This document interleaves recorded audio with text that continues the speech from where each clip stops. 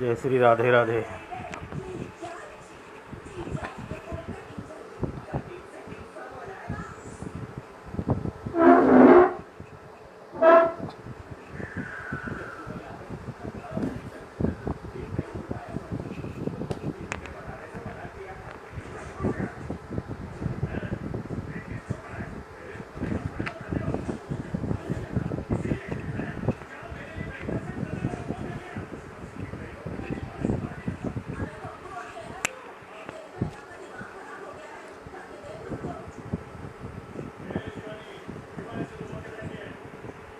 जय श्री राधे।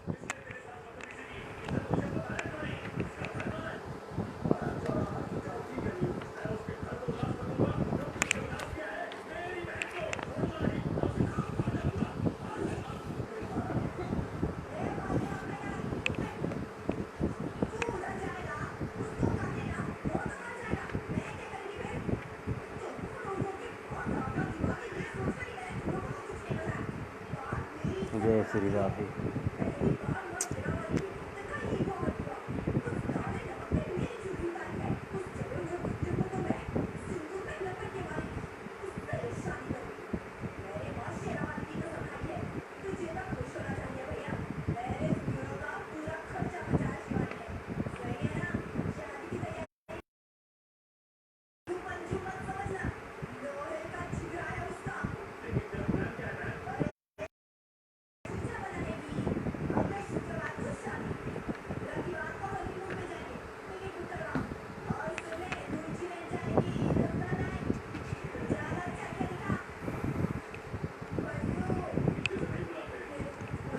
श्री राधे कृष्णा राधे कृष्णा। आवाज़ सुनाई दे रही है नहीं?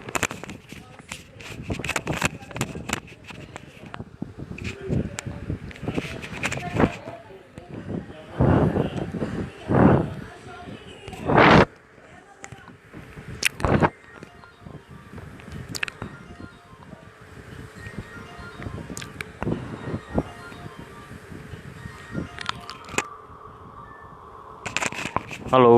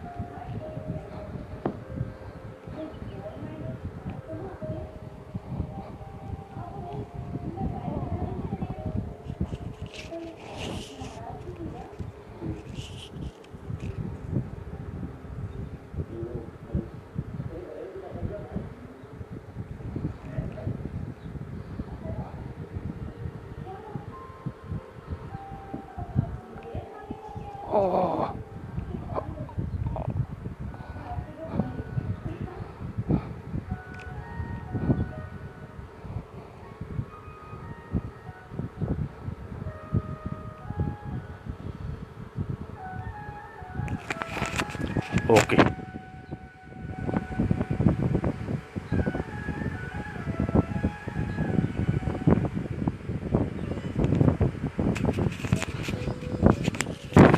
जय श्री राधे।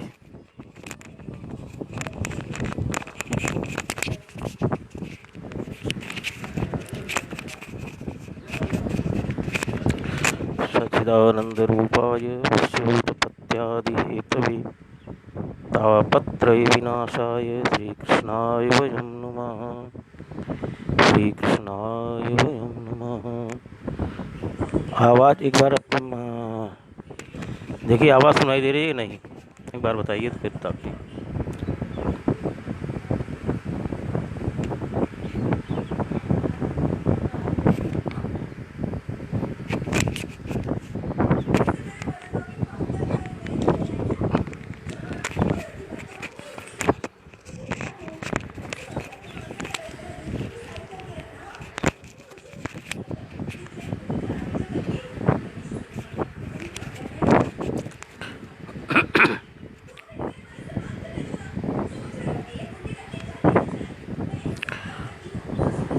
नमामि रामानुजपादपङ्कजं वदामि रामानुजनाम निर्मलम् स्मरामि रामानुजदिव्यविग्रहम् करोमि रामानुजदासदास्यताम् करोमि रामानुजदासदास्यताम्। प्रह्लाद नारद पराशर पुंडरीक व्यासाम्बरीश शुक शौनक भीष्मादलद्दाम् रुक्माङ्गदार्जुन वसिष्ठ विभीषणादीन् पुण्यानिमानि परं भागवतां नमामि परं भागवतां नमामि।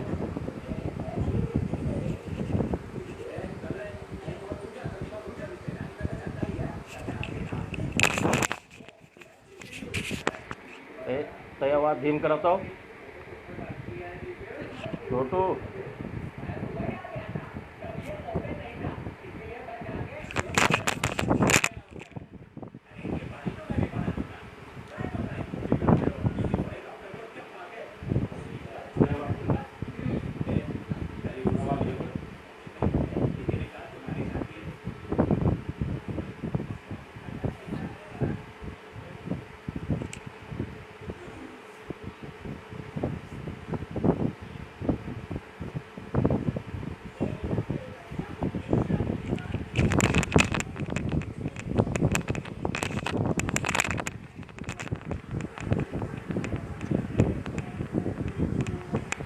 जय श्री कृष्ण, जय श्रीमन नारायण।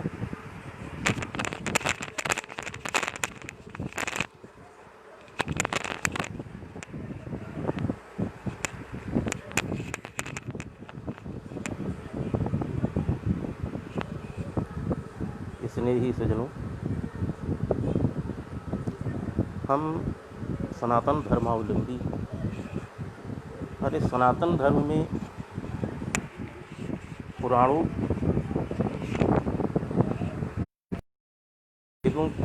में ईश्वर की परम सत्ता को स्वीकार किया गया है। वो ईश्वर की परम सत्ता जो निराकार होते हुए भी साकार है और साकार होते हुए भी निराकार है।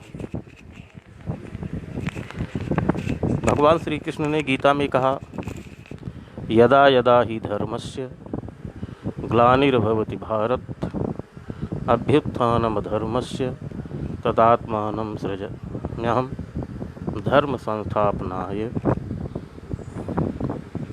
संभवामि युगे युगे। तुलसीदास जी ने गीता रामायण में रामचरितमानस में लिखा, जब जब होई धर्म की हानि बाढ़ें यसुर अधम अभिमानी।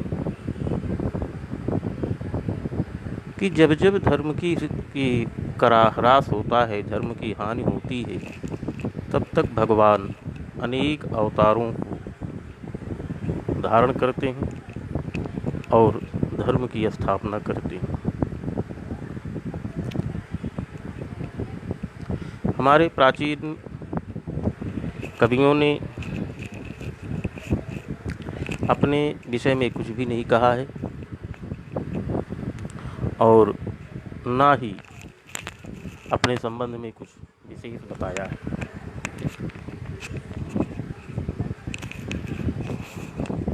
चार युग हैं, सतयुग, त्रेता और द्वापर। वर्तमान में कलयुग चल रहा है।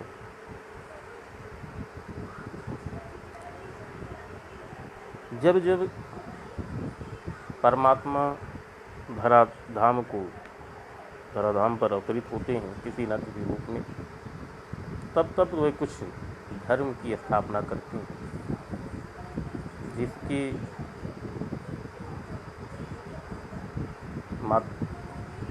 महिमा हमारे भक्त कवियों ने, संत कवियों ने अपनी वाणियों के द्वारा गाया है।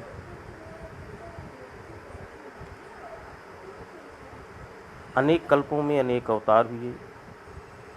वर्तमान में श्वेत बारह कल्प चल रहा है। इसी श्वेत बारह कल्प में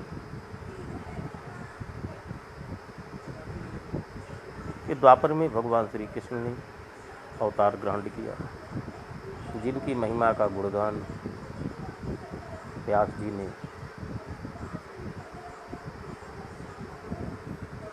श्रीमद् भागवत के माध्यम से बताया है।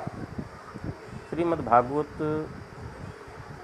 एक दिव्य और अलौकिक ग्रंथ है। इस दिव्य और अलौकिक ग्रंथ के माध्यम से भगवान की 24 अवतारों का वर्णन परम आदरणीय श्री व्यास जी ने किया है। श्रीमद् भागवत सबसे अंतिम पुराण है, 18वां पुराण है। लेकिन इस भागवत के संबंध में, भागवत के महात्म्य में और भी पुराणों में इसका वर्णन आया है, जिसमें स्कंद पुराण में भी आया है, पद्म पुराण में भी आया है, अन्य पुराणों में भी इसका वर्णन आया है। देखिए, एक जनमानस की एक विशेष सोच होती है कि जब हम 60 वर्ष के हो जाएंगे, वृद्धावस्था हो जाए, तभी भागवत या अन्य ग्रंथों को सुनना चाहिए। लेकिन हम जहाँ तक समझते हैं, श्रीमद् भागवत ही नहीं, सभी पुराण वो विशेष करके युवाओं के पढ़ने, उनके चिंतन करने, उनके मनन करने और उनके अध्ययन करने लायक है। इसी में श्रीमद् भागवत भी हमारा एक पुराण है, जो युवाओं को विशेष करके इसका अध्ययन करना चाहिए, क्योंकि इसके द्वारा हमें जीवन शैली के कुछ सूत्र प्राप्त होते हैं। श्रीमद् भागवत के श्रोता वक्ता को आप देख लीजिए। श्रोता हैं परम आदरणीय परम वैष्णव, जिन्हें विष्णुरात भी कहा जाता है, महाराज परीक्षित जी। उनकी उम्र भी मात्र 16 वर्ष थी। वक्ता हैं साक्षात श्री कृष्ण के अंशावतार, श्री कृष्ण के ही अवतार के रूप में अवतरित होने वाले व्यास जी के पुत्र श्री सुखदेव जी। उनकी उम्र भी 16 वर्ष की ही है। श्रीमद् भागवत में राम का चरित्र है। राम अपनी युवावस्था में राज्य को त्याग कर जंगल जाकर धर्म की स्थापना की। भगवान श्री कृष्ण का चरित्र है। इनका भी अधिकांश चरित्र युवावस्था में ही वर्णित है। श्रीमद् भागवत में ही ध्रुव की कथा आती है। ध्रुव मात्र 5 वर्ष की अवस्था में अपनी माता की आज्ञा का पालन करते हुए वन जाकर के श्री कृष्ण की आराधना की और परम पद ध्रुव अटल ध्रुव पद को प्राप्त किया। प्रहलाद की उम्र भी कम है, वो भी मात्र 5 वर्ष की ही आयु में भगवान नरसिंह का दर्शन किया, उनके प्रीति पात्र बने, उनकी कृपा पात्र बने। तो श्रीमद् भागवत एक ऐसा ग्रंथ है जो विशेष करके हमारे युवा वर्ग के लिए बहुत ही महत्वपूर्ण का है। अगर आज का युवा हमारा ये भागवत का अध्ययन करे, भागवत का चिंतन करे, उसका मनन करे, तो उसकी जीवन शैली बदल जाएगी। इस जीवन शैली में किसी भी प्रकार की कोई कठिनाई नहीं होगी। इसी के महत्व को संपादित करते हुए व्यास जी ने कुछ जो कहा है, उसी पर हम प्रकाश डालते हैं।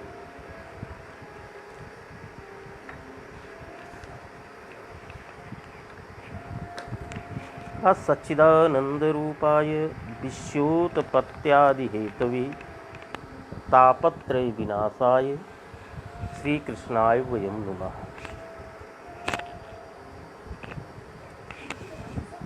भगवान कैसे हैं? कहा भगवान सच्चिदानंद स्वरूप है।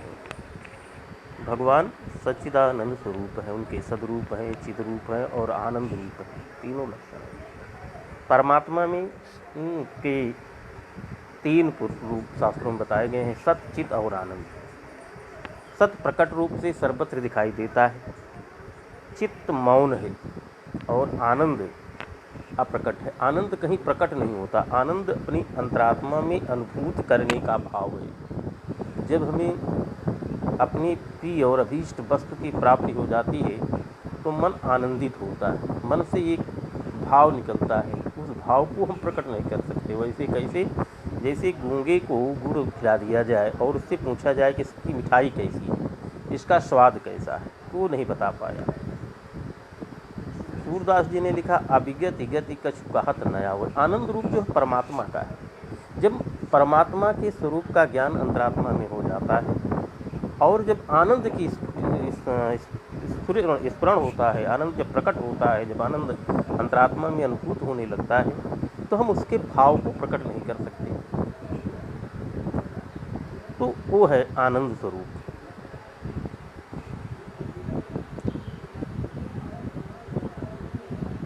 कहा कि सच्चिदानंद स्वरूप आए, सच्चित और आनंद स्वरूप परमात्मा के। और आगे क्या कहा? विश्वोत्पत्त्यादि हेतु, जो विश्व की उत्पत्ति का हेतु है, माने कारण है। विश्व की जो उत्पत्ति है, विश्व की जो सृष्टि का जो निर्माण है, इसका जो कारणभूत परमात्मा है, वही निराकार ब्रह्म कभी ब्रह्मा के रूप में प्रकट होकर के सृष्टि की रचना करता है, कभी विष्णु के रूप में प्रकट होकर के सृष्टि का पालन करता है और कभी रुद्र के रूप में प्रकट होकर के सृष्टि का संहार करता है। तो ये क्या है? सर्ग विश्वोत्पत्त्यादि हेतु, विश्व की उत्पत्ति, उसका पालन और उसके संहार का जो हेतु है, उसका जो कारण है। और क्या है? का तापत्रय विनाशाय, तापों का विनाश करने वाली, तीनों तापों का विनाश करने वाली। ताप तीन प्रकार के। कहा कि दैहिक, दैविक, भौतिक तापा। एक तो दैहिक ताप है, ताप माने कष्ट। ताप के कई अर्थ होते हैं, ताप माने ज्वर भी होता है, ताप माने गर्मी भी होती है, ताप माने उष्मा भी होती है, ताप माने प्रकाश भी होता है।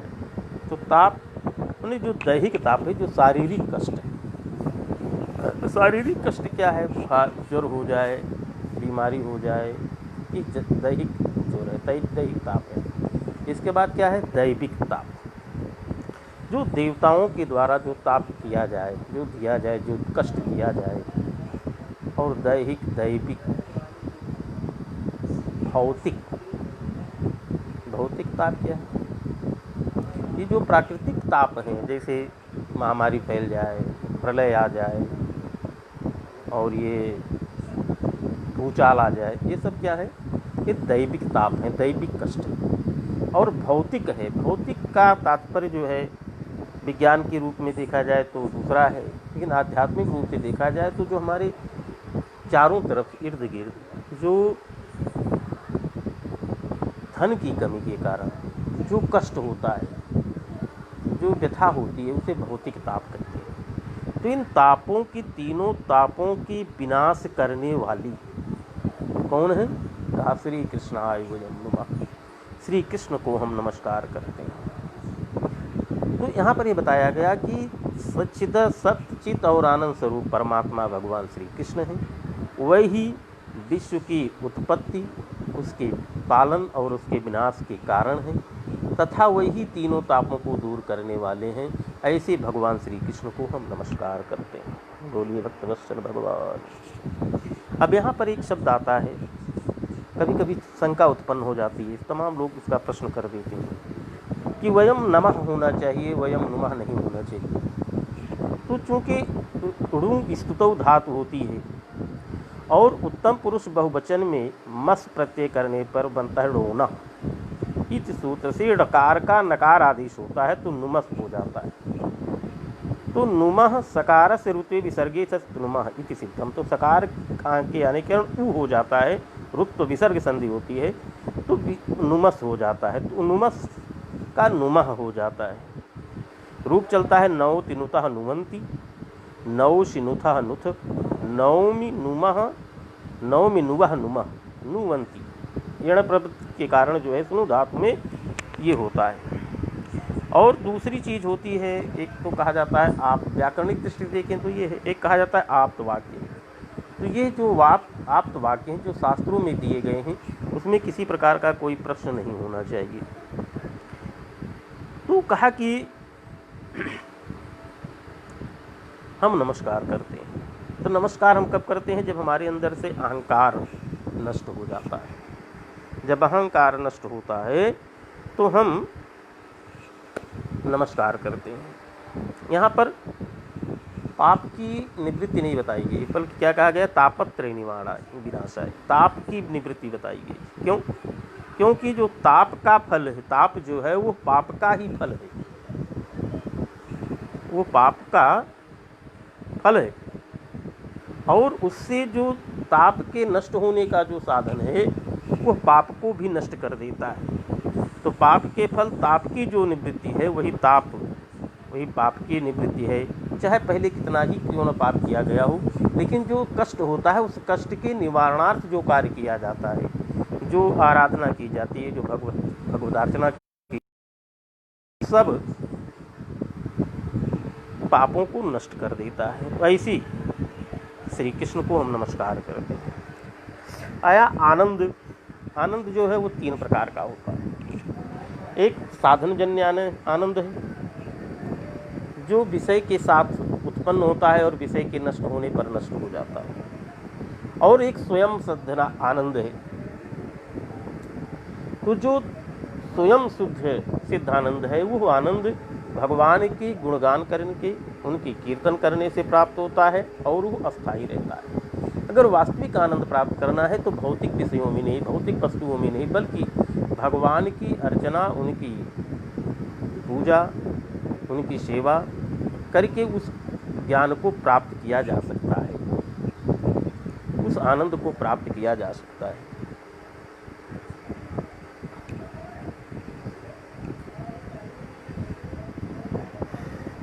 कहते हैं नमस्कार करते हैं, नमस्कार हाथ जोड़ कर के किया जाता है। कहते हैं नमस्कार, हाथ जोड़ने का मतलब क्या? हाथ जो है वो क्रिया शक्ति का प्रतीक है जिसके द्वारा हम कार्य करते हैं।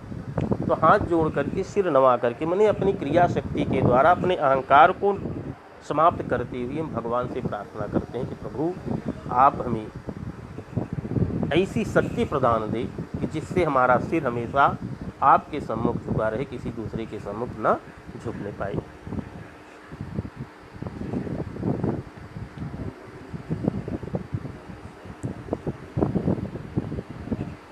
एक बार की बात है कि परम पवित्र क्षेत्र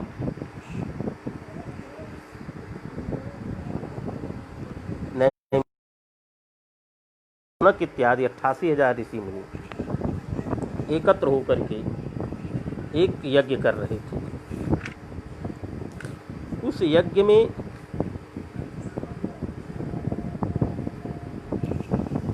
प्रातःकालीन यज्ञ दावती होती, तो द्वितीय बेला में कथा होती। तो कहा नैमिषे सूतमासीनम अभिवाद्य महामतिम। नैमिष क्षेत्र में कथा चल रही है। नैमिष क्षेत्र का मतलब क्या है? निमि, नैमिष, नैमिषारण्य का मतलब है नैमिष धन आरण्य। नैमिष धन आरण्य, आरण्य माने होता है जंगल। तो नैमिष का जो जंगल है, एक बार जब 88,000 ऋषि, जिसमें शौनक इत्यादि प्रमुख ऋषि थे, सब लोग ब्रह्मा जी के, नारायण ब्रह्मा जी के पास गए और ब्रह्मा जी से कहा कि प्रभु हमको एक यज्ञ करना है, इस धरती पर जो सबसे उत्तम स्थान हो आप हमको बताइए जहाँ हमारा यज्ञ निर्विघ्न रूप से चलता रहे। तो ब्रह्मा जी ने एक मनोमय चक्र का निर्माण किया और उस चक्र को भेज करके ऋषियों से कहा कि देखो जाओ, ये जहाँ गिर करके ये टूट जाए, जो चक्र, जो गोला होता है, गोले के जो किनारे किनारे का जो भाग होता है उसी को निमि कहते हैं, नैमिष कहते हैं, माने चारों तरफ एक तरह से उसको अब जो परिधि होती है उसी को निमि कहते हैं। जहाँ पर ये गिर करके टूट जाए वही सबसे प्रथम जो है पवित्र स्थान है। ऐसा वो तीनों लोकों में घूमता हुआ चक्र आकर के इसी उत्तर प्रदेश जनपद के उत्तर प्रदेश में सीतापुर जनपद है, लखनऊ के पास में, वहीं जाकर के जंगल में गया। वर्तमान में पहले वो जाकर के गिरा और इसलिए उसका एक नाम हो गया नैमिषारण्य। देखिए हमारा मन जो है वो चक्र की भांति दौड़ता रहता है। मन हमारा जो है वो चक्र की भांति इधर उधर दौड़ता रहता है, चारों तरफ विचरण करता रहता है। कई क्योंकि कहा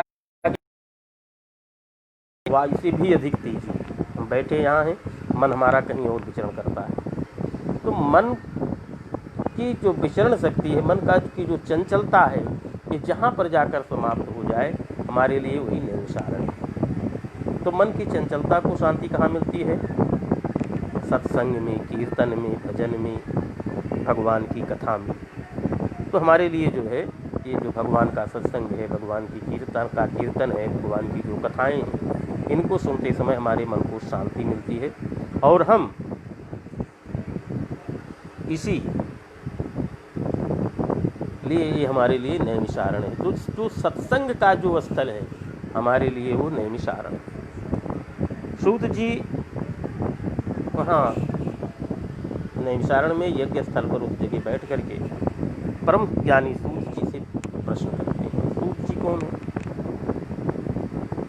देखिए सूत जी रोमहर्षण जी के पुत्र हैं। सूत कोई नाम, कोई किसी का नाम नहीं है।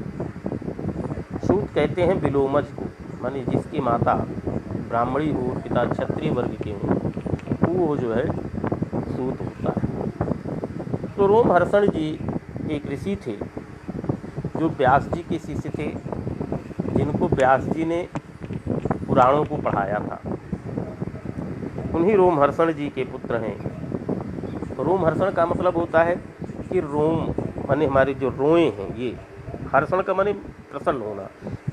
रों का जो रोमांच है, रोएं जब प्रसन्नता से खड़े हो जाते हैं तो वो रोमहर्षण। माने जब किसी कथा वस्तु को सुन करके या किसी वस्तु को देख करके या भगवान के दर्शन करके जब मन में रोमांच हो जाए, मन में प्रसन्नता उत्पन्न हो जाए और हमारे रोएं खड़े हो जाए। तो चूँकि रोमहर्षण जी परम श्रद्धेय श्री व्यास जी के शिष्य हैं और व्यास जी से पुराणों का अध्ययन किया था, तो जब कथा कहने लगते थे, पुराणों का जब वाचन करने लगते थे, तो उनका हृदय जो है रोमांचित हो जाता और उस मन की रोमांचितता के कारण उनके रोएं खड़े हो जाते थे, इसलिए उनको रोमहर्षण कहा गया। तो रोमहर्षण जी के पुत्र हैं सूत जी, जिनका नाम है उग्रश्रवा। उग्रश्रवा माने क्या होता है? श्रवा माने सुनने वाला, उग्र माने तेज, माने बड़ी तेजी के साथ कुछ सुनने वाला जो होता है उसी को उग्रश्रवा कहते हैं। श्रवण मान का अर्थ है कान, कान से जो बेचैनी के साथ जो भगवान की कथाओं को सुनता है उसे उग्रश्रवा कहते हैं। उग्रश्रवा है। एक बार व्यास जो नैमिषारण्य क्षेत्र में कथाएं चल रही थी और श्रीमद् भागवत में ही आगे कथा आती है, जब कभी मौका मिलेगा तो फिर देखेंगे, बताएंगे। आगे कथा आती है कि जब महाभारत का युद्ध होने लगा, उसके युद्ध का जब प्रारंभ हुआ, तो बलराम जी निष्पक्ष रूप से तटस्थ होकर के चले गए अपने भ्रमण के लिए। और भ्रमण के लिए जाते जाते वो प्रभास क्षेत्र पहुँचे। वहाँ से घूमते घूमते नैमिषारण्य क्षेत्र आए। इस नैमिषारण्य क्षेत्र में रोमहर्षण जी व्यासपीठ पर बैठ करके कथा कह रहे थे और ये शौनक इत्यादि ऋषि जो है वो कथा सुन रहे थे। जब बलराम जी को आया देखा तो ऋषियों ने उठ करके उनको प्रणाम किया, लेकिन रोमहर्षण जी ने उनको प्रणाम नहीं किया। कारण ये कि एक व्यासपीठ की मर्यादा है कि कितना भी श्रद्धेय क्यों ना आ जाए, व्यासपीठ से व्यास को उठ करके उसको प्रणाम नहीं करना चाहिए। उसको केवल मन में ही प्रणाम कर लेना चाहिए, उसको पीठ कर दिखा करके प्रणाम नहीं करना चाहिए। तो रोमहर्षण जी ने मन में तो प्रणाम कर लिया बलराम जी को, लेकिन उठे नहीं। इससे बलराम जी को बड़ा क्रोध आ गया। देखो, एक तो ये सूत जाति का है, दूसरा ये ब्राह्मणों के सामने, ऋषियों के सामने बैठ करके कथा कह रहा है, और आने पर ये खड़ा भी नहीं हुआ, प्रणाम भी नहीं किया। तो इन्होंने एक कुश वहीं पड़ा हुआ था, उसी कुश को लेकर के मारा, और जो है उससे रोमहर्षण जी की मृत्यु हो गई। चारों तरफ हाहाकार मच गया। ऋषियों ने कहा कि प्रभु, आपने बड़ा अनर्थ कर दिया, हम तो इनको व्यास पीठ पर बैठा करके कथा का आनंद ले रहे थे, आपने इनको मार दिया, मुझे कथा कौन सुनाएगा। तो बलराम जी ने कहा कि आत्मा व जायते पुत्रा, वहीं पर उग्रश्रवा जी विराजमान थे, तो कहा कि आत्मा व जायते पुत्र, आत्मा ही पुत्र के रूप में जन्म लेता है। तो ये परमात्मा, जो ये उग्रश्रवा जी हैं, यही रोमहर्षण जी के रूप में जन्म लिए हैं, और यही आप लोगों को कथा सुनाएंगे। उनको व्यासपीठ पर बैठा करके उनको आशीर्वाद किया, और उनको आशीर्वाद दिया कि पिता का जो ज्ञान है वो सब इनमें आ जाएगा। तो ही सूत जी नैमिषारण्य में ऋषियों को कथा सुनाते हैं। शौनक जी ऋषियों से प्रश्न करते हैं,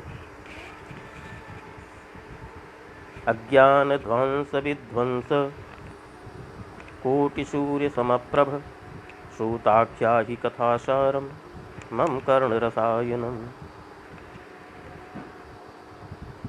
प्रभ, प्रभ माने आया कोटि सूर्य समप्रभ। प्रभ माने एक तो प्रतिभा और एक प्रभा।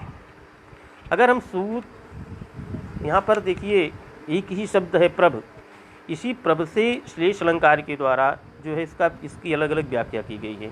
अगर ये कहा जाए कि अज्ञान ध्वंस विध्वंस कोटि सूर्य समप्रभ, माने अज्ञान रूपी अंधकार को दूर करने वाली, दो शब्द है ना, एक अज्ञान और एक ध्वंस, माने जो अज्ञान रूपी अंधकार है, अंधकार की निवृत्ति कैसे होती है, का कोटि सूर्य समप्रभ, माने करोड़ों सूर्य की प्रभा के समान।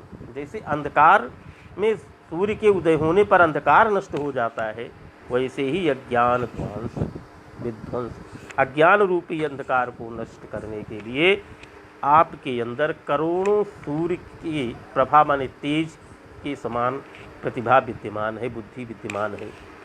तो ही श्रोताख्य ही कथासारम मम कर्ण रसायनम। इसलिए अपनी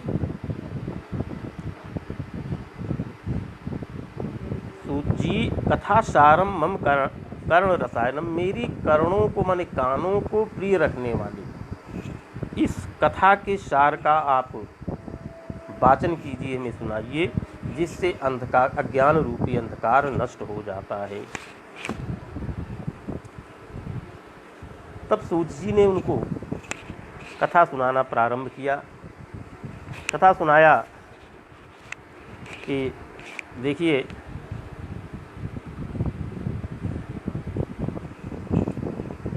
कि आप लोग इस अज्ञान को, कलयुग के प्राणियों की रक्षा के लिए भगवान सुखदेव जी ने पहले ही श्रीमद् भागवत का वाचन कर दिया है, और उस भागवत के द्वारा उन्होंने अज्ञानता को नष्ट करने का, कलयुग रूपी, कलयुग के प्राणियों की रक्षा के लिए,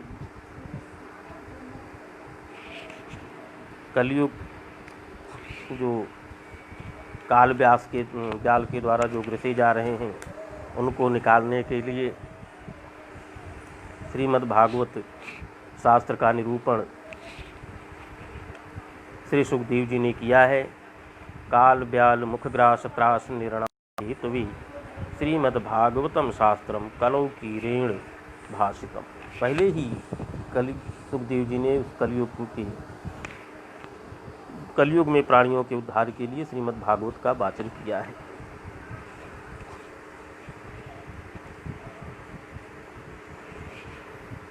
कहते हैं कि जब परीक्षित जी को सुखदेव जी कथा सुना रहे थे तो उस समय देवता लोग अमृत का घड़ा लेकर आए और सुखदेव जी से कहा कि देखो, आप ये अमृत है, ये आप परीक्षित जी को पिला दीजिए, ये अमर हो जाएंगे। तक्षक के डसने का इनको कोई भय नहीं होगा और आप हमें कथा का श्रवण कर दीजिए। देखिए, दो प्रकार का अमृत होता है, एक तो कथामृत है और एक अमृत है। तो जो लौकिक अमृत है, जो देवताओं के द्वारा जो देवलोक से जो समुद्र मंथन के समय जो निकला था, उस अमृत का पान करने से मनुष्य का पाप नष्ट नहीं होता है। मनुष्य अमरता को प्राप्त कर लेता है और अमरता प्राप्त करके देवत्व को प्राप्त कर लेता है। लेकिन छीड़े पुणे मर्त्यलोकी विषम, जब पुण्य नष्ट हो जाता है तो वह पुनः मृत्युलोक में उसका आगमन हो जाता है। लेकिन जो कथामृत है, इस कथामृत का पान करने वाला व्यक्ति कभी लौट करके इस संसार में पुनः नहीं आता है। ये मैं नहीं कह रहा हूँ, ये व्यास जी का रचना पुष्प है, आप उसमें उठा के देख लीजिएगा, जन कीजिएगा तो उसमें मिलेगा।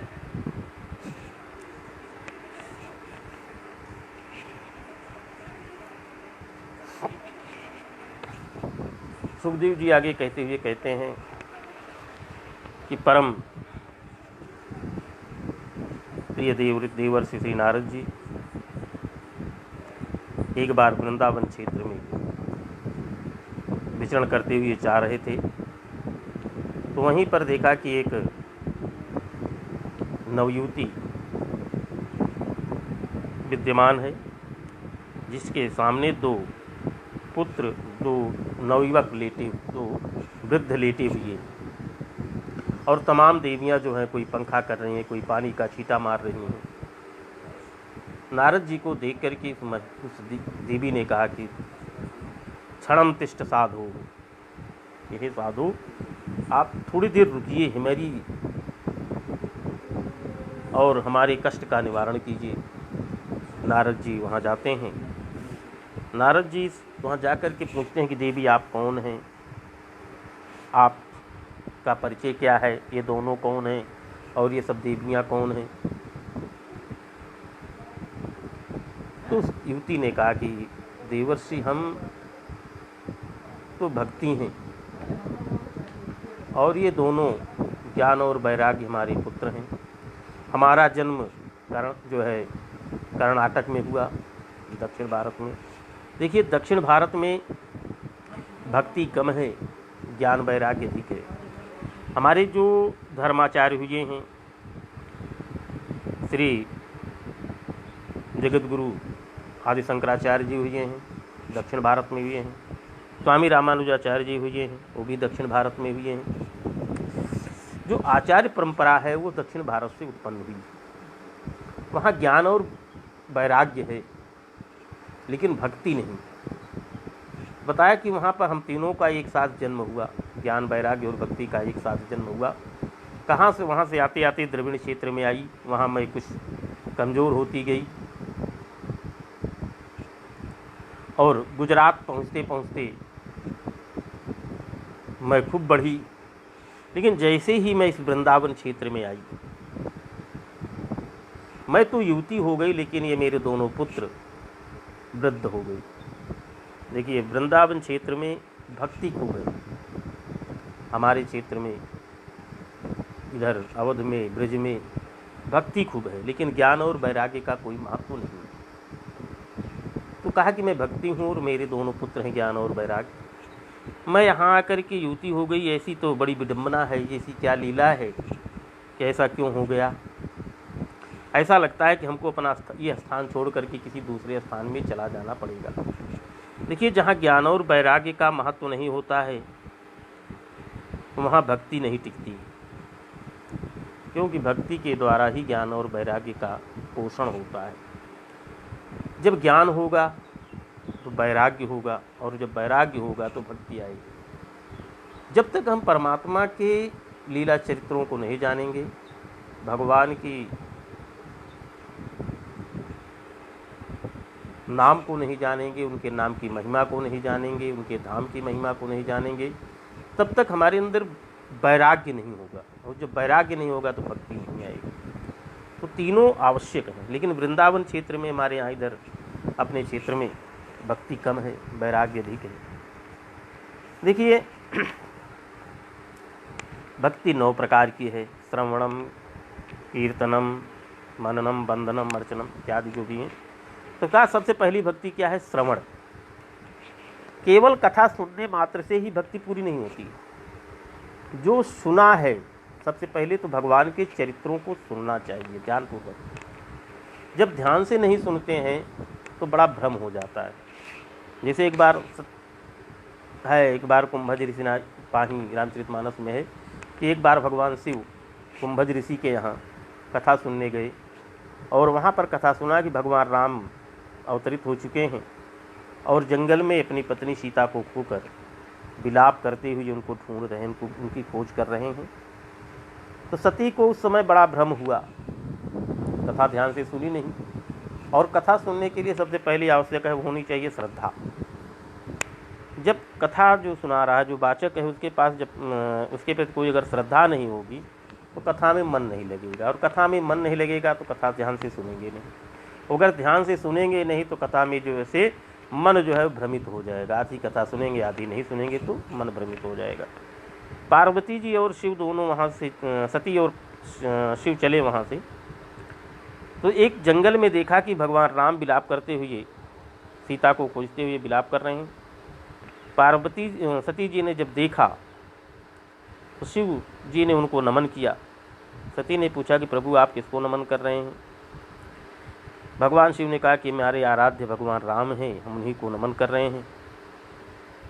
सती के मन में आया, रे ये तो साधारण से मनुष्य हैं, ये राम कैसे हो सकते हैं? अगर ये भगवान होते, राम होते, तो ये अपनी पत्नी के वियोग में इतने पागल क्यों होते? तो कहा ठीक है, हम थोड़ा देखते हैं इनकी। सती परीक्षा लेने के लिए चली गई, और सती जब परीक्षा लेने गई तो उन्होंने, एक तो कथा न सुनने का परिणाम हुआ कि उनको ज्ञान नहीं हो पाया, तो वो भगवान की परीक्षा लेने चली गई। तो कभी भी किसी की परीक्षा नहीं लेनी चाहिए, नहीं पता नहीं हो किस स्वरूप में हो, कौन है, कैसे है, इसलिए उसकी परीक्षा नहीं लेनी चाहिए। जब सती परीक्षा लेने के लिए गई तो उन्होंने दूसरी गलती कर दी, सीता का स्वरूप बना लिया। लक्ष्मण जी तो नहीं पहचान पाए, लेकिन भगवान राम उनको पहचान लिए और प्रणाम करके कहा, माता जी प्रणाम, आप अकेली जंगल में क्यों विचरण कर रही हैं? प्रभु कहाँ हैं? देखिए, मनुस्मृति में भी आया है, मनु जी ने लिखा है और भी अन्य ग्रंथों में मिलता है कि स्त्रियों को कभी अकेले भ्रमण नहीं करना चाहिए। अगर वो कन्या है तो जहाँ भी जाए अपने माता पिता या भाई के संरक्षण में जाएं। विवाह होने के बाद पति के संरक्षण में रहें। अगर दैव योग से ऐसी कोई विपत्ति आ जाए कि पति का भी वियोग हो जाए तो पुत्र आदि के संरक्षण में रहना चाहिए। नहीं, आजकल जो घटनाएं हो रही हैं तमाम आप लोग देख रहे हैं, उसमें कोई दिक्कत आ जाती है, उसमें क्या करना है। सीता और वहीं पर जो है सती जी चली आई वापस। भगवान शिव ने पूछा क्या हुआ, आपने परीक्षा ली? तो 2 गलती किया उन्होंने। एक तो परीक्षा लेने भगवान की चली गई, दूसरी सीता का रूप बना लिया, और तीसरी गलती क्या किया, झूठ बोल दिया। स्त्रियों को कभी भी अपने पति से झूठ नहीं बोलना चाहिए। उनसे झूठ बोल दिया क्या कि प्रभु जैसे आपने नमन किया वैसे मैं भी नमन करके आ गई, मैंने कोई परीक्षा दीक्षा नहीं की। और भगवान शिव तो अंतर्ध्यानी हैं, उन्होंने जान लिया कि ये सीता का रूप बना लिया था। तो कहा कि अगर ये सीता का रूप बना लिया तो ये हो गई जो है हमारी माता के समान हो गई।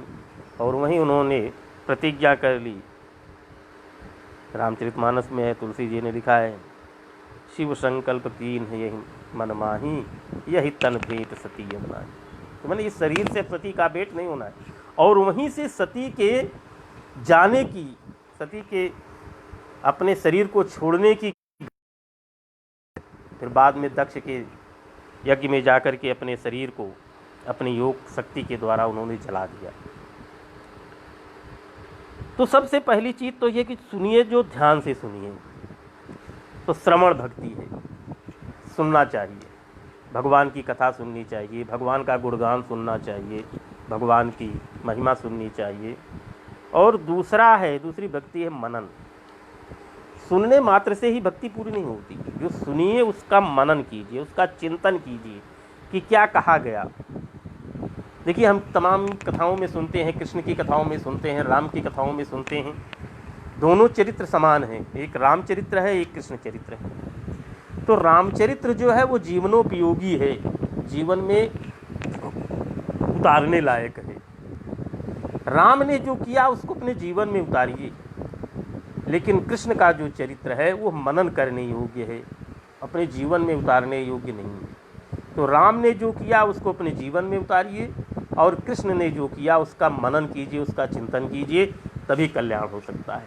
अगर कृष्ण की बातों को, कृष्ण के द्वारा किए गए कार्यों को, उनके चरित्र को अगर आप जीवन में उतारना चाहेंगे, तो उन्होंने तो मात्र 14 दिन की आयु में ही पूतना का वध कर दिया, 108 दिन की आयु में शक्तासुर का वध कर दिया, तमाम राक्षसों का वध कर दिया, 7 वर्ष की आयु में 7 कोश में गिरिराज को अपनी कंष्टिका अंगुली पे 7 दिन धारण किया। क्या हम इसमें से एक भी कर सकते हैं? नहीं कर सकते। इसलिए कृष्ण की चरित्र को सुनकर के उनका चिंतन कीजिए, उनका मनन करना चाहिए,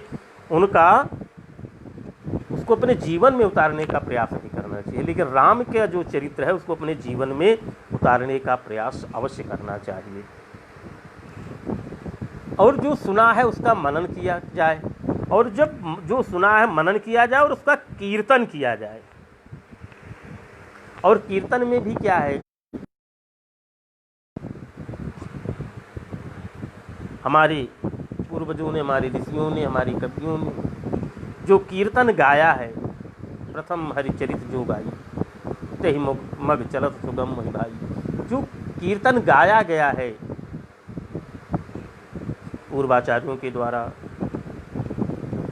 उसी कीर्तन का अनुकरण करना चाहिए, उसी कीर्तन को गाना चाहिए।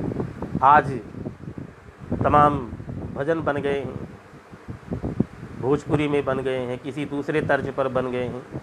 देखिए, जब किसी दूसरे तर्ज के भजन को आप गाएंगे तो मन में जो है मन विचलित होगा, मन सीधा वहीं पहुंचेगा जहां का वो गीत है, जिस फिल्म का वो गीत है, उसी गीत पे, उसी फिल्म में मन जो है पहुंच जाएगा तुरंत। इसलिए जो मीराबाई के पद हैं, सूरदास जी के पद हैं, नरोत्तम दास जी के पद हैं, तुलसीदास जी के पद हैं, या अन्य जो ऐसे कवि हैं, नाभादास जी के पद हैं, वल्लभाचार्य जी के पद हैं, ऐसे पदों को कीर्तन में गाना चाहिए, उनका मनन करना चाहिए।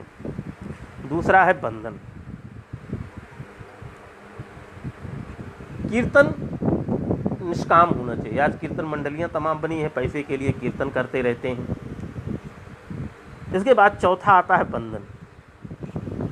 वंदना करने से अहंकार नष्ट होता है, वंदन करने से अहंकार नष्ट होता है। लेकिन आज तो हमारा अभिमान इतना बढ़ गया है, हम इतने अहंकारी हो गए हैं कि हम स्वयं ही अपना वंदन करवाना चाहते हैं कि सब लोग हमारे आसपास रह कर के हमारी वंदना करते रहें।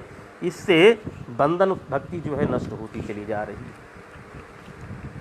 हम सुनने में हमारा मन नहीं लगता, इसलिए श्रवण भक्ति नष्ट हो गई। मनन नहीं करते जो सुना है, इसलिए मनन भक्ति नष्ट हो गई।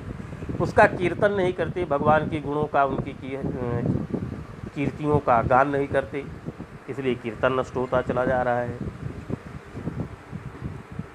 हम अभिमानी हो गए हैं, हम सोच चाहते हैं कि हमारी ही वंदना करते रहें लोग, हम किसी की वंदना नहीं करना चाहते, इसलिए बंधन भक्ति भी नष्ट हो गई है।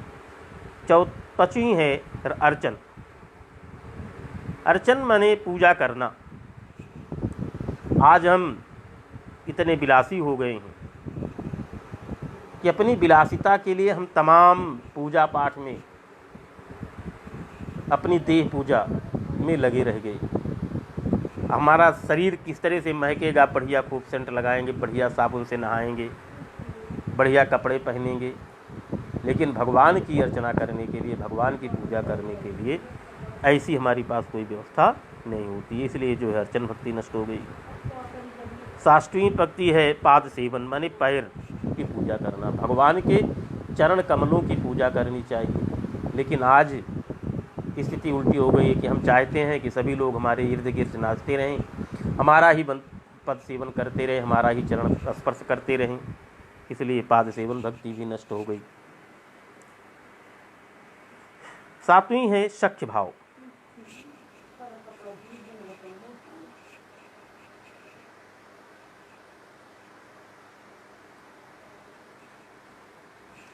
सख्य भक्ति, जब हम भगवान से प्रेम करते थे, भगवान के अंदर सख्य भाव रखते थे, उन्हें अपना मित्र मानते थे, उन्हें अपना सखा मानते थे, तब सख्य भक्ति थी। अर्जुन ने सखा भाव से भगवान की भक्ति की, पूजा की, भगवान की पूजा की। और जब से हम धन से प्रेम करने लगे, धन से सखा भाव जोड़ने लगे, तब से सख्य भक्ति नष्ट हो गई। दास्य भक्ति होती है। देखिए, एक परंपरा है वैष्णव संप्रदाय में, एक परंपरा है कि जब वैष्णवी दीक्षा होती है,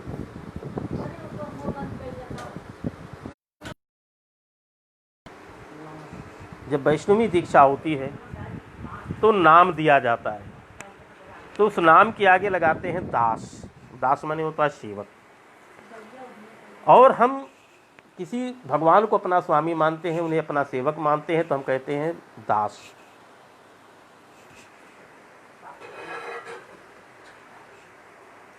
तो हम उन्हें कहते हैं दास, कहते हैं हम भगवान के दास हैं, भगवान के सेवक हैं। लेकिन आज हम स्वयं अपना सेवक बनाने में जुट गए हैं।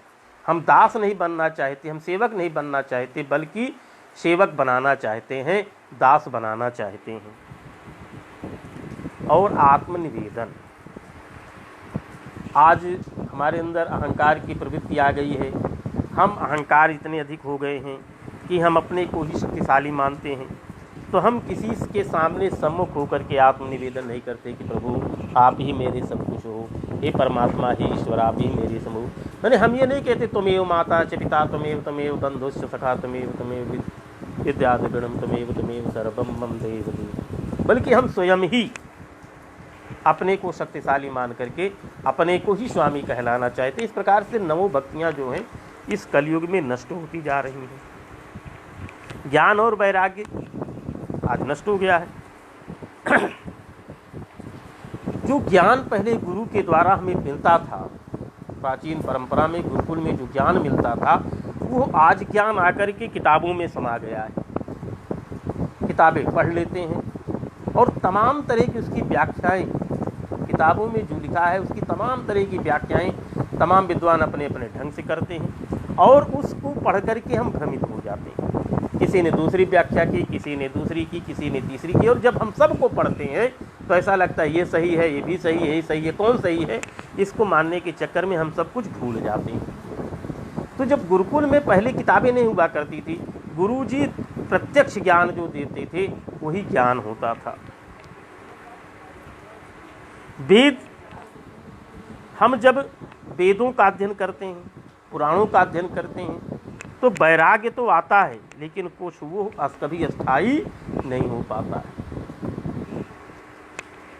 ये जो हमारा हृदय है, यही वृंदावन है। इसमें, इस हृदय में कभी कभी तो ज्ञान आ जाता है, और जब ज्ञान आ जाता है तो लगता है कि सारा संसार कुछ नहीं है, सब अव्यवहारिक है, सब बेकार है, नष्ट होने योग्य है। तो इन संसार से हमारा वैराग्य हो जाता है। किंतु यह वैराग्य अस्थायी नहीं हो पाता।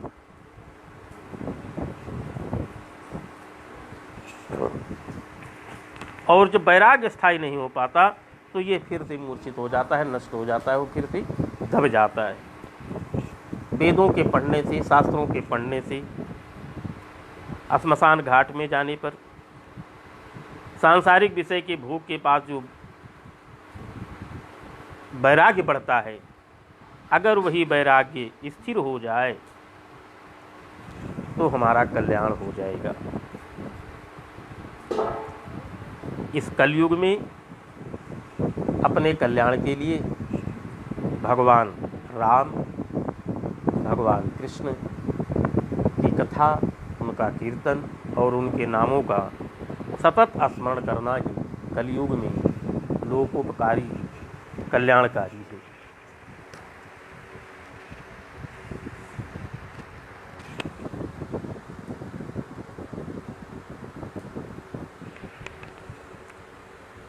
नारद जी ने कहा कि देखिए ये वृंदावन है, इस वृंदावन की पवित्र रज में आपका स्पर्श होने से आपके अंदर तो युवावस्था चेतनता आ गई, किंतु यहाँ ज्ञान वैराग्य का कोई महत्व नहीं, इसलिए ज्ञान वैराग्य दोनों वृद्ध हो गए। मैं इन दोनों को उठाने का कोई प्रयास करता हूँ। तो उन्होंने वेदों का पाठ किया, तमाम ऋचाओं का पाठ किया, उपनिषदों का पाठ किया, गीता पाठ ही मुहुर्मुहु, गीता का बार बार जो है पाठ किया। जब गीता का पाठ किया तो थोड़ी सी चेतना ज्ञान वैराग्य में आई, लेकिन जल्दी ही वो भी नष्ट हो गई। अब जब नष्ट हो गई तो बड़े असमंजस में पड़े कि अब क्या किया जाए, क्या करना जाए। तभी आकाशवाणी हुई कि ये रिसीवर आपका प्रयास सफल होगा, आप सत्कर्म करें। और ये सत्कर्म क्या है ये आपको कोई ऋषि बताएंगे, कोई महापुरुष बताएंगे। अब सत्कर्म क्या है, इस सत्कर्म को जानने के लिए नारद जी विचरण करने लगे कि सत्कर्म क्या है, सत्कर्म क्या है। जिस भी ऋषि को पता लगी कि नारद जी विचरण कर रहे हैं सत्कर्म को जानने के लिए कि सत्कर्म क्या है, वो अपना अपना आश्रम छोड़ करके चले गए। कि जब इतनी बढ़िया ज्ञानी देव पुरुष नारद जी को सत्कर्म के बारे में नहीं मालूम है तो हमें क्या मालूम होगा। कुछ लोगों ने मौन धारण कर लिया, कुछ लोग पलायन कर गए, बेचारे विचरण करते करते करते करते जो है हर क्षेत्र में पहुँचे। गंगा जो है हर क्षेत्र में पहुँचे, हर क्षेत्र कहते हैं हरिद्वार। और हर क्षेत्र जब पहुँचे वहीं पर तो वहाँ पर 4 कुमार इनको मिले जो ब्रह्मा जी के मानस पुत्र हैं और चारों कुमार सदैव एक सी स्थिति में रहते हैं। सनक, सनंदन और सनत कुमार, ये चारों वहीं से विचरण करते हुए चले आ रहे थे।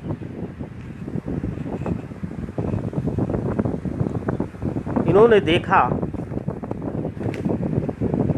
कि नारद तो बड़े विचित्र अवस्था में आ रहे हैं, बड़े विचलित हैं, कुछ इनसे सुझाई नहीं दे, तो कुछ समझ में नहीं आ रहा है। तो नारद जी से उन्होंने कहा कि अरे नारद जी, आप इतने भ्रमित क्यों हैं? हमको लगता है कि आपका जैसे कुछ खो गया है, जैसे आपका कुछ खो गया है। तो आप क्यों परेशान हैं? आपकी परेशानी का कारण क्या है? तो व्यास नारद जी ने उनको अपनी पूरी घटना बताई कि मैं इस तरह से हूँ, ऐसा ऐसा हमारे साथ हुआ। देखिए, सनक, सनंदन, सनातन और सनत कुमार, ये 4 भाई हैं। सनक, सनंदन, सनातन और सनत कुमार, ये चारों भाई दिव्य भाव से विचरण करते रहते हैं। इन्होंने नारद जी से कहा कि देखो नारद जी, सत्कर्म तो केवल एक ही है, ज्ञान यज्ञ। तो उस ज्ञान यज्ञ में आप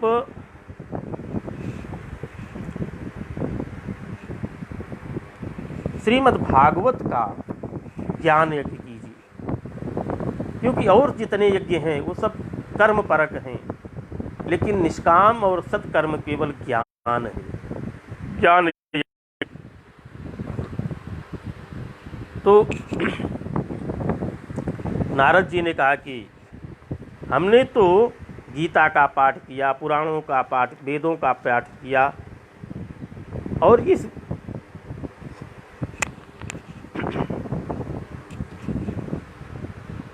भागवत के पाठ करने से क्या होगा?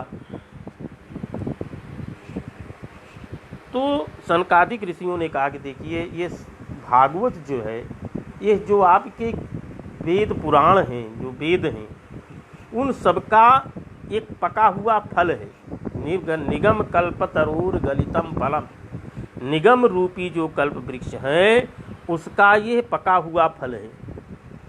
कहा जैसे आम है, आम के फल में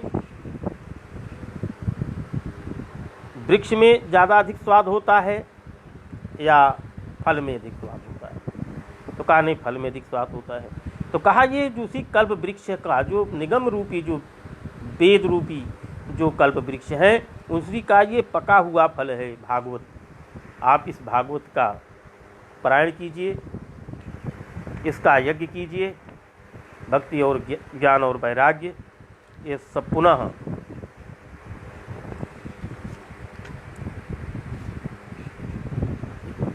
इनकी स्थापना होगी। कहा गया कि नारद जी ने उद्यम किया, परिश्रम किया कि कथा कहाँ पर हो। ऋषियों ने कहा कि देखिए, गंगा द्वार समीपे आनंद तटम नाम आनंदकम, गंगा के द्वार के समीप। देखिए, हरिद्वार नहीं कहा, समीपे, गंगा के दरवाजे के समीप। गंगा का दरवाजा कौन है? जहाँ से गंगा समतल मैदान में आती है वो गंगा का द्वार है। वहीं पास में एक आनंद नामक स्थान है, तट है, वहीं पर कथा होगी। हरिद्वार क्यों नहीं कहा? व्यास जी की अपनी एक शैली है लिखने के लिए, हरिद्वार क्यों नहीं लिखा? कहा कि देखिए, हरिद्वार से ही बद्रीनाथ जाने का भी मार्ग है और हरिद्वार से ही केदारनाथ जाने का मार्ग है। तो जिससे शैव और वैष्णव आपस में लड़े नहीं कि देखो भाई, शैव कहने लगेंगे देखो भाई ये बद्रीनाथ जाने का मार्ग है, यहीं से बद्रीनाथ की यात्रा शुरू होती है, इसलिए हो गया हरिद्वार, ये हो गया हरिद्वार। और जो वैष्णव लोग हैं वो कहेंगे नहीं नहीं बद्रीनाथ जाती है इसलिए हरिद्वार, और शैव लोग कहेंगे नहीं नहीं ये केदारनाथ को यहाँ से मार्ग जाता है इसलिए हो गया जो है हरिद्वार। तो हरिद्वार और हरिद्वार दोनों में झगड़ा न हो, दोनों अपनी अपनी बात को न समझ ली, इसलिए कहा गया जो है गंगा द्वार समीपे, गंगा के द्वार पर, गंगा के दरवाजे पर, जहाँ से गंगा समतल मैदान में आती है, तो है गंगा द्वार। और जब कलयुगी प्राणी जब सुनेंगे कि हरिद्वार की हरिद्वार की हरिद्वार किया हरिद्वार, तो कहेंगे नहीं, कलयुगी प्राणी आज के जो जीव हैं ये इनकी सोच बड़ी विचित्र होती। जब मुकदमा लेके जाएंगे कहीं कुछ करेंगे, इनको तो फालतू की बातें अटकानी है, तो कहेंगे अरे नहीं सुनो, यहाँ पर गंगा जी में जो है अस्थि विसर्जन किया जाता है इसलिए इसका नाम हो जाएगा हरिद्वार। तो यह भ्रम ना हो, इसलिए कहा गया जो है ऋषियों ने कहा कि नहीं, गंगा द्वार समीपे, गंगा के दरवाजे पर। अब बढ़िया वहीं पर जो है एक वटवृक्ष था, वहीं कथा शुरू हुई। कथा शुरू हुई जब, तो तमाम श्रोता लोग, ऋषि लोग सब इकट्ठे होने लगे, वैष्णव लोग आने लगे। कथा हुई, कथा हो रही है हरिद्वार में, भक्ति ज्ञान वैराग्य पढ़े हैं वहाँ वृंदावन में, कितनी दूरी है दोनों की। जब यहाँ कथा होने लगी, जब कीर्तन होने लगा, जय जयकार होने लगी, तो उसी कथा के बीच में ही एक सुंदर नवयुवती प्रकट होकर के नृत्य करने लगी। तो लोगों ने कहा भाई अरे ये कौन आ गया? तो ये हुआ कि तो भाई जो है साक्षात भक्ति रानी आ गई, भक्ति महारानी आ गई। तो भक्ति महारानी का वहाँ पर प्राकट्य हुआ। जब भगवान श्री कृष्ण जाने लगे तो भक्ति से कहा कि देव प्रभु हम भी चलेंगे, हम क्या कहाँ रहेंगे? कहा नहीं, देखो भाई आप यहीं पर रहिए और जहाँ पर कीर्तन हो, कथा हो, वहाँ आप आकर के आनंद की वर्षा कीजिए और हम भी वहीं पर आपके रहने पर हम भी वहाँ पर पधार जाएंगे, चले आएंगे। आगे चल कर के नारद जी ने पूछा कि ये तो सब ठीक है, लेकिन ये कथा, इससे मुक्ति किसको किसको मिलती है? इस कथा के सुनने से होता क्या है? तो कहा कि सनकादिकों ने कहा देखिए नारद जी, इस कथा के सुनने से पापी लोग पाप से मुक्त हो जाते हैं और जो किसी कारणवश अल्पायु में ही पधार जाते हैं, स्वर्गवासी हो जाते हैं, प्रेत हो जाते हैं, उन सब नष्ट, उनका प्रेतत्व नष्ट हो जाता है, सब पाप से मुक्त हो जाते हैं। आप लोगों ने आत्मदेव धुंधुकाली और धुंधुली और धुंधकारी की कथा सुनी होगी तमाम लोगों ने। तब उस कथा को सुनाने का कोई औचित्य नहीं रह जाता है। आप लोगों ने सुना। हमारा जो उद्देश्य है वो ये है। तो बताया कि तुंगभद्रा नदी के किनारे सुंदर एक आत्मदेव नाम के एक ब्राह्मण देवता रहते थे। उनकी धुंधुली नाम की एक पत्नी थी जिसकी कोई संतान नहीं होती थी। एक दिन आत्मदेव जी व्याकुल होकर के, परेशान होकर के चले गए और एक सरोवर के किनारे बैठे हुए थे कि वहीं पर जो है एक ऋषि आए, उनसे अपनी भावना को बताया। ऋषिवर ने देख कर के कहा कि देखो तुमको कोई संतान नहीं होगी। आत्मदेव जी ऋषि के चरण पकड़ लिए और कहा कि देखो जब तक आप हमें संतान होने का आशीर्वाद नहीं देंगे तब तक मैं आपके चरण नहीं छोड़ूंगा, और नहीं तो मैं इसी सरोवर में आपके सामने ही डुबकी लगा दूंगा।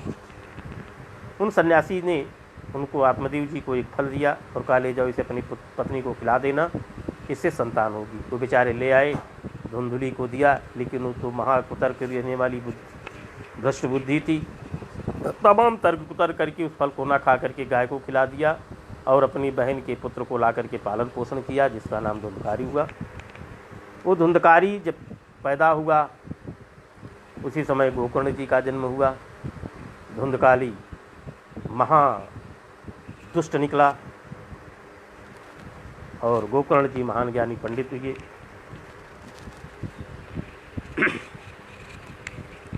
आत्मदेव जी को बड़ी ग्लानि हुई। धुंधकारी गोकर्ण जी आकर के उनको आत्मज्ञान का उपदेश देते हैं कि हे पिताजी, आप इस हाड़ मांस की बनी हुई शरीर का अभिमान छोड़ करके आप भगवान का ध्यान करें, उनसे आपका कल्याण होगा।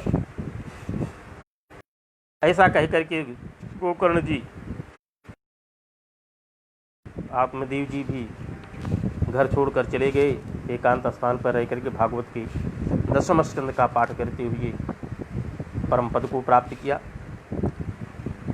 माता भी इधर दुखी होकर के एक कुएं में गिरकर मर गई। अब धुंधकारी बड़ा स्वच्छंद हो गया। उसने 5 वेश्याओं को ला करके घर में रखा। अंत में उन 5 वेश्याओं ने धुंधकारी को मार करके उसका धन लेकर चली गई। वो महाप्रेत हुआ और पूरे गांव को परेशान करने लगा। तब गोकर्ण जी एक दिन आते हैं और धुंधकारी को ऐसी स्थिति में देख करके भगवान सूर्य से प्रार्थना करते हैं। सूर्यदेव जी उनको भागवत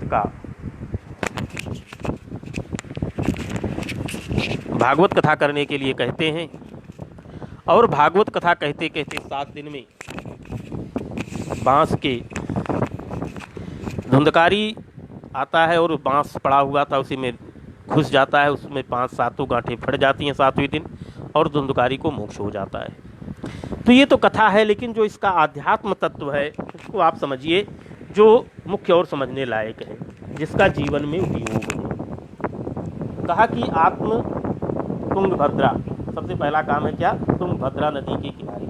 तुंगभद्रा क्या है? तुंग माने होता है श्रेष्ठ और भद्रा माने होता है कल्याण। जो कल्याणकारी वस्तु है, जो कल्याण करने वाला जो स्थान है, वही तुंगभद्रा है। तो ये तुंगभद्रा हमारा ये जो शरीर है, इसी शरीर से ही हम अपना कल्याण कर सकते हैं। इसी शरीर के द्वारा ही हम अपना कल्याण कर सकते हैं। इसलिए हमारी जो शरीर है ये तुंगभद्रा है। और इस शरीर में रहने वाली जो हमारी आत्मा है वही आत्मदेव है। यानी जो अपने आत्मा को, जो अपने आप को स्वयं देवत्व स्वरूप प्राप्त करा ले, वही जीवात्मा जो है वो आत्मदेव है। हम सब आत्मदेव हैं। ये मानव शरीर में जीव रहते हुए देव बन सकता है और जो दूसरों को देव बना दे वो आत्मदेव है। धुंधुली क्या है? कहते हैं कि जो तर्क करने वाली, गुस्सा करने वाली, क्रोध करने वाली जो हमारी बुद्धि है, जो तर्क वितर्क करने वाली हमारी जो दुधा वृत्ति है, 2 प्रकार की जो दोहरी बुद्धि है, यही धुंधुली है।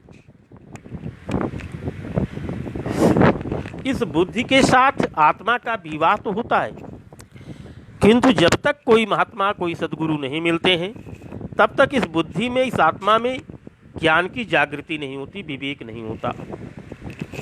और जब विवेक नहीं होता, ज्ञान नहीं होता, तो हम मोह माया के चक्कर में पड़े रहते हैं।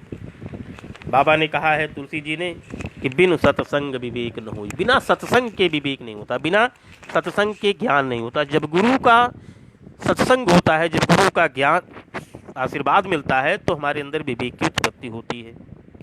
जब आत्मा और बुद्धि का जब आपस में मिलन होता है, तब विवेक रूपी पुत्र की प्राप्ति होती है।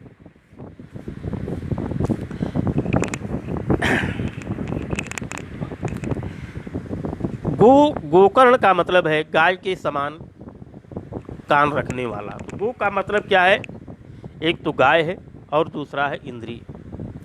ये जो फल है, ये क्या है? ये गुरु के द्वारा दिया गया प्रसाद है, गुरु का कृपा प्रसाद है, गुरु की कृपा है। गुरु की कृपा जब इंद्रियों पर पड़ती है तो भक्ति की जागृति होती है, और जब भक्ति जागृति होती है तो ज्ञान होता है, वैराग्य होता है। ये धुंधकारी कौन है? जो सदैव काम सुख में लगा रहे, वही धुंधकारी है। जिसके जीवन में कभी धर्म नहीं है, काम सुख और द्रव्य सुख ही प्रधान है, वो धुंधकारी है। धुंधकारी के लिए लिखा गया है कि सौ हस्ते भोजनम, कि जो ये धुंधकारी सौ के हाथ से भोजन लेता था। सौ के हाथ का भोजन क्या मतलब है? जो बिना स्नान किए हुए, बिना भगवान का पूजन किए हुए जो खाता है, वो सब धुंधकारी है।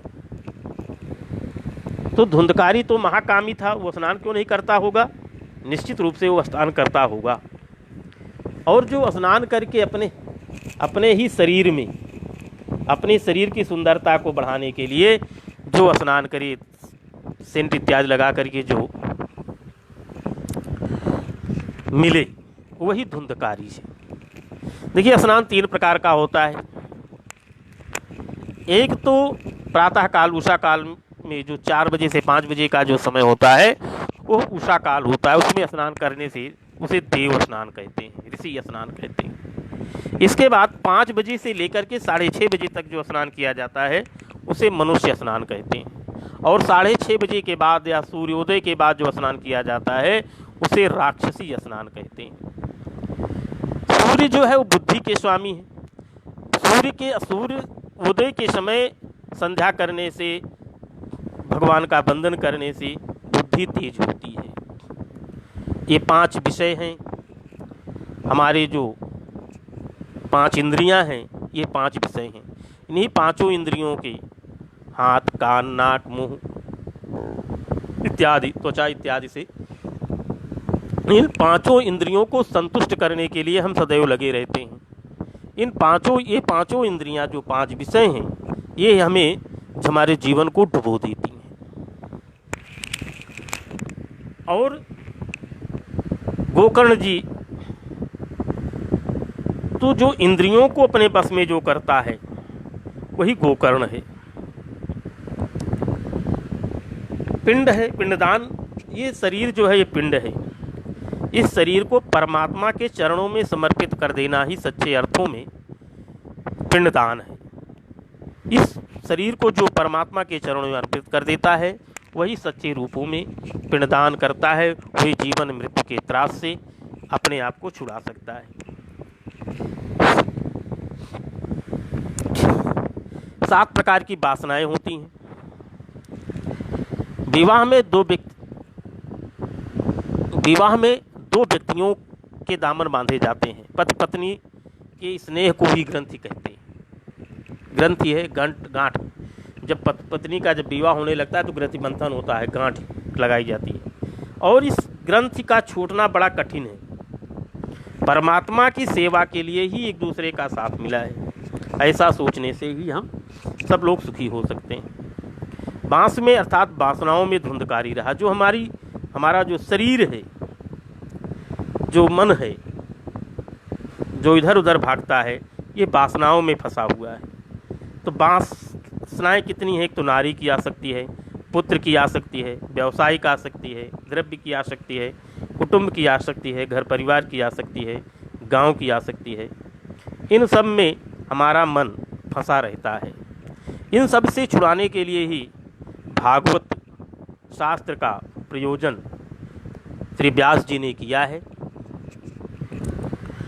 और इस तरह से भागवत 7 दिन का होता है। 7 दिन में जो 7 दिन में भागवत किया जाता है, ये बड़ी दौड़ भाग के साथ किया जाता है। इसे राजस कहते हैं। जब ब्रह्मा जी ने 7 दिन में श्रीमद् भागवत का पाठ पारायण किया, जब भगवान विष्णु स्वयं वक्ता होते हैं और लक्ष्मी जी श्रोता, कथा 1 महीने तक चलती है। और जब लक्ष्मी स्वयं वक्ता होती हैं, भगवान विष्णु श्रोता होते हैं, तो कथा 2 महीने चलती है। लेकिन जब भगवान शिव कथा बाँचते हैं तो उसमें कोई समय की सीमा नहीं होती, क्योंकि वो तो अवधरदानी हैं। कभी समाधि लग गई तो कई कल्पों की समाधि लग जाती है, और जब समाधि टूटी तो फिर कथा शुरू हो जाती है। तो इस कथा है, ये निर्गुण कथा है। तो इस प्रकार से ये श्रीमद् भागवत महात्म्य के संबंध में हमारे जो विचार थे हमने आपके सम्मुख रखा है। फिर जब कभी मौका मिलेगा तो आगे की तमाम कथाएं इस तरह से हैं, और उस पर सब पर जो है गहन प्रकाश डाला जाएगा। तब तक के लिए जय श्री राधे कृष्णा, जय श्री राधे कृष्णा।